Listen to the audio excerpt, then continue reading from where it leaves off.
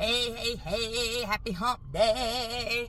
So remember, today is the day to check on your strong friends. No matter who you are, where you are, stop for a minute and check on one of your strong friends today. Remember to send that person a text and just say, are you good? How are you? Is there anything you need from me?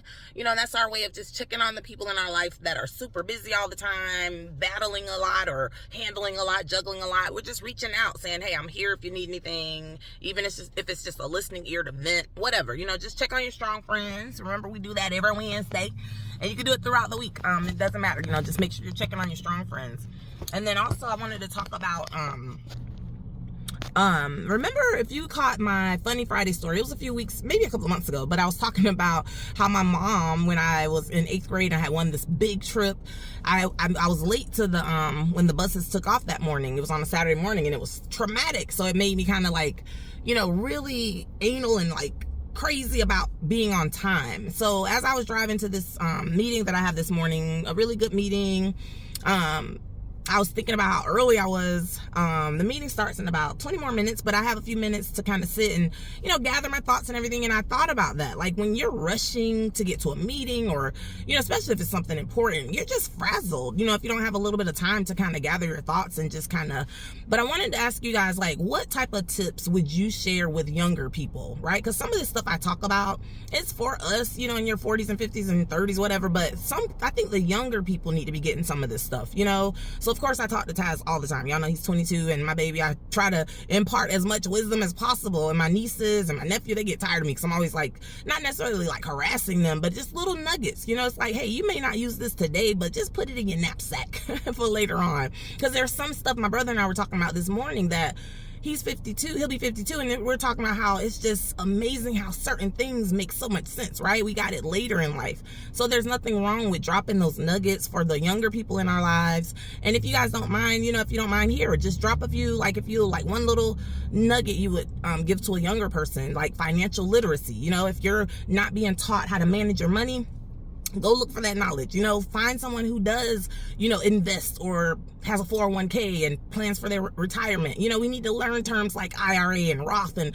you know, 401k. Like, some people don't even know what that means until they're late into whatever and thinking about, oh, I got to retire in like 20 more years. Like, now I want to start planning. You know, we got to start doing that stuff early, y'all. But time management, back to that part.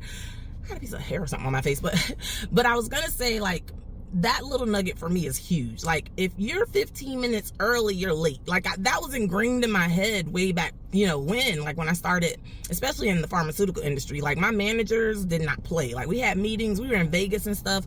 If our meeting started at 7 o'clock in the morning, we were in that room by 6:45, butts in the seat. You know, and it was just something good about being early, being prepared. You know, it takes you a long way, you know. And I know with social settings and stuff, sometimes you kind of, I know we joked about it on my post, actually. People were saying, you know, I show up when I get there, I get there when I get there. That's cool, whatever.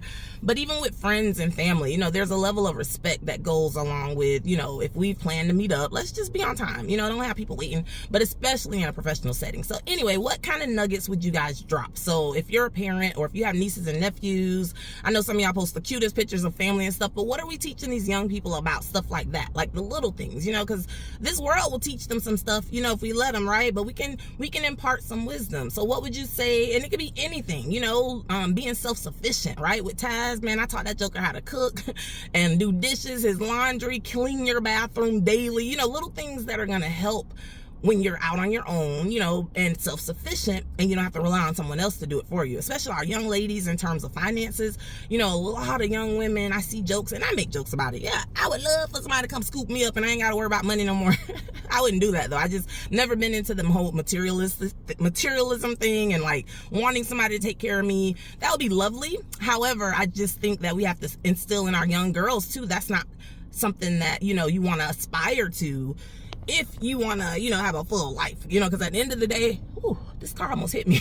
At the end of the day, if you're relying on someone else to take care of you, that's going to be a long, hard road. So get it for yourself, you know, teach a man how to fish.